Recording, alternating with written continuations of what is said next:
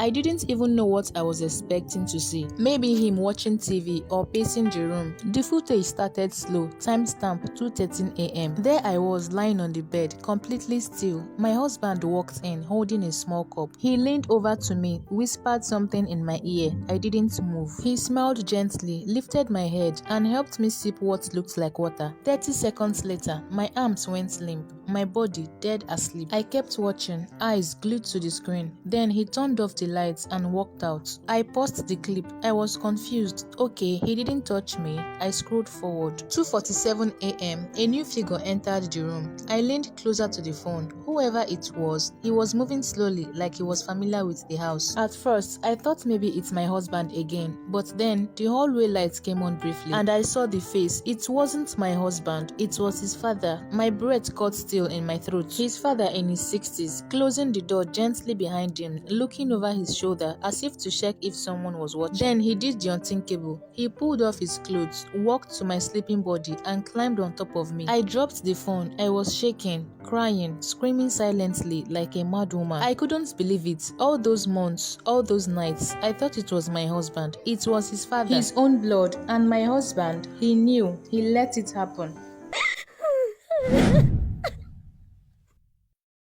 I didn't sleep that night. I sat on the floor with my phone in my hand, watching the footage over and over again. My body felt numb, my chest heavy. I was angry, broken, confused, but somehow I didn't cry. I just stood up and began cleaning the house as if nothing happened. When my husband woke up the next morning, I smiled at him. I served him breakfast. I asked about his trip. He laughed, joked, kissed my forehead. He had no idea I already knew. But in that moment, I decided something. I won't scream. I won't even ask him, but I will only act smart. And then one night, something happened. My baby, just 4 months old, started running a high fever. He cried non-stop. I gave him everything. Nothing worked. I rushed him to a private clinic the next morning. The nurse ran tests and asked a few questions that nearly broke me. Did your husband or his family have any history of heart murmurs? I said no and she frowned. That's strange because this baby's heart pattern doesn't look like your husband's bloodline. My heart skipped one beat.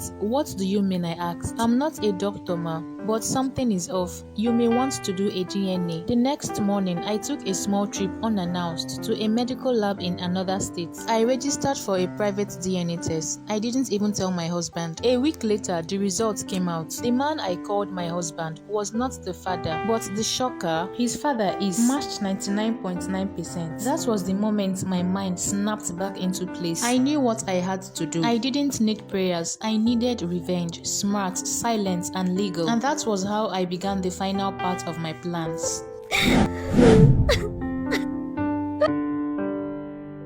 It turned out my husband was impotent, but hid it from me all these years. I watched him from across the room, my so-called husband. He had no idea I knew everything. I had seen the CCTV, I had run the DNA test. I knew, and I was done pretending. I made a quiet plan, legal, deadly and clean. First, I made photocopies of everything. The CCTV footage, the test results. I sent them to my lawyer and filed for divorce quietly. But the bomb I was about to drop, that one had no sound. My husband came from wealth, big family name, but when his mother died, he made me next of kin on all his assets. So when the truth came out, when I leaked the footage anonymously to his church, his office and key friends, he lost everything. His lineage, his respect, his sanity, but I gained power. I walked into his father's office with legal documents and claimed everything. Accounts, properties, shares. Why? By law, I was his next of kin. I took everything. I sold the house. I transferred the money, packed my things and left with my child. No warning.